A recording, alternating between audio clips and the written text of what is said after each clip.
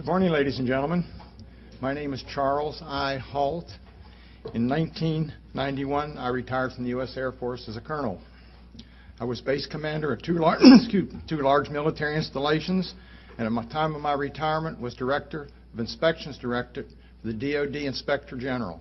In that capacity, I had inspection oversight of all military services and defense agencies. In 1980, I was the Deputy Base Commander, RAF Bentwaters, the largest twin base complex in East Anglia. At the time, this was the largest tactical fighter wing in the Air Force. In late December 1980, I was called upon to investigate a very strange event, an event that was distracting our security police from their primary duties. Early on the morning of 26 December 1980, our police patrolman discovered strange lights in the forest east of the back gate at RAF Woodbridge. 3 patrolmen were dispatched to investigate. They reported a strange craft, triangular in shape, sitting on 3 legs. The craft was approximately 3 meters on a side. It had multiple lights. It rapidly maneuvered and quickly disappeared. I was not immediately aware of all the details, only being told of strange lights, and I assumed there was a reasonable explanation for this.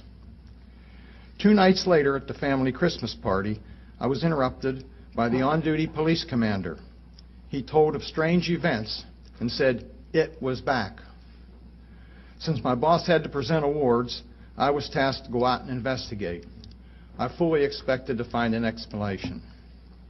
I took 2 senior patrolmen with me, a disaster preparedness expert, and the reporting on-duty police officer.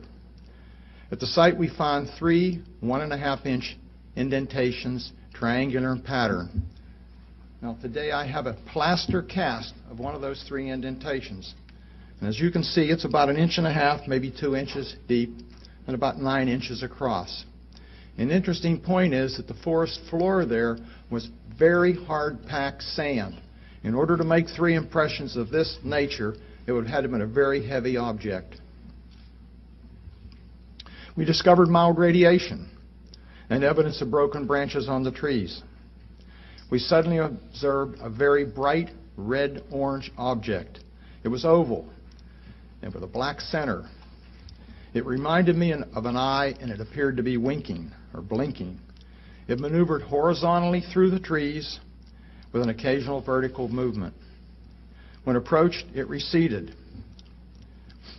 and silently broke into 5 white objects. We moved out of the forest and onto a pasture and observed several objects in the sky, multiple objects to the north. They changed shape from elliptical to round. Several other objects were seen to the south. One approached at a very high speed and sent down a strange beam right at our feet. It was different than an ordinary light in that it didn't radiate. It was more like a laser beam. Another object sent down beams of light into the weapons storage area. The whole time we had difficulty communicating with the base, as all 3 radio frequencies that we were using kept breaking up. This activity continued for about an hour. During this entire event, I was fortunate to have with me my small pocket recorder. It's a little linear recorder that I carried around the base, usually to take notes because I didn't like to write much. So I recorded all the significant events that happened that night. Unfortunately, the tape recorder is no longer functional, but I do have a tape and a good copy of it. I have no idea what we saw that night, but I do know with great certainty it was under intelligent control. I thank you for your attention and will be available for questions after.